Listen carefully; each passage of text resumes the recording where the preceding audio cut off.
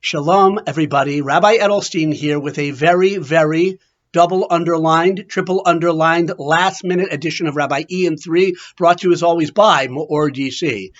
I'm not going to be this last minute ever again, God willing, bli neder. I'm not taking an oath, but I do want to sort of publicly shame myself. It's got to be earlier in the week. Ideally Thursday, not promising, but I'm speaking to myself now. Rabbi E, people have to watch the presentation in the leisure of going into Shabbos with menuchas hanefesh, with restfulness of heart, mind, and soul. Not like this in the last few minutes before Shabbos.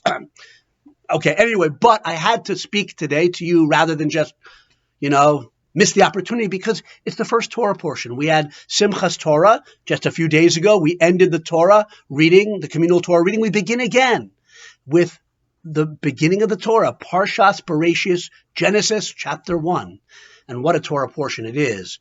The creation of the heavens and the earth by Hashem, the unfolding of the creative process, the creation of Adam HaRishon, the first human being, that the human being who is the pinnacle of God's creation, put here to elevate the world and be a steward over this magnificent creation, a human being, composite duality of body and soul, unique in the whole universe, a body and a soul, physicality, spirituality, the story in Garden of Eden, the mistake they made there, the consequences. There is so much to talk about and very little time, but I had to come and bring one idea to your attention. This is a beautiful thought, often spoken by the director and founder of MEOR, Rabbi Gershenfeld, a mentor of mine, someone who has inspired me and continues to inspire me to this very day in the wonderful work I do in his organization, the wonderful organization that he built. He shares with this idea with students often. If you ask somebody, what's the first commandment? God made Adam HaRishon, the first man, placed him in Gan Eden, the Garden of Eden, a beautiful environment with incredible trees and just a paradise on earth, literally. What's the first commandment he gave Adam? So people will remember back and they'll say, don't eat from the tree of knowledge. First of all, it's the knowledge of good and evil. Very different than other kinds of knowledge. Not our topic now. But they'll say, don't eat from that one tree. That's the first commandment. Wrong. Let's read the verse. The verse says, "V'yetzav Hashem Elokim ala Adam le'mor," and God said to Adam, commanded Adam, "Mikol eitz hagan achol tochel." From every tree of the garden, eat you shall eat, and from the tree of the knowledge of good and evil, don't eat from it, because on the day you eat from it, you'll be subject to death. What's the first commandment? Achol tochel, eat you shall eat from every tree of the garden.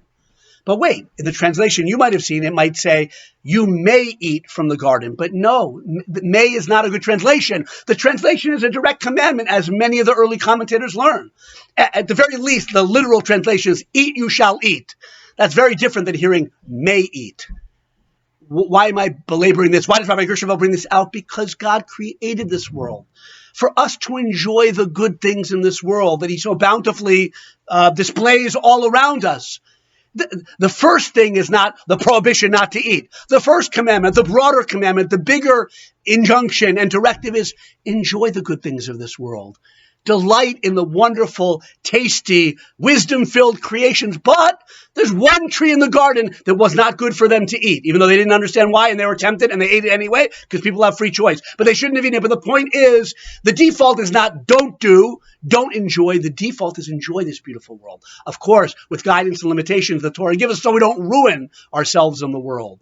Eat, you shall eat. And on Shabbos especially. Good Shabbos.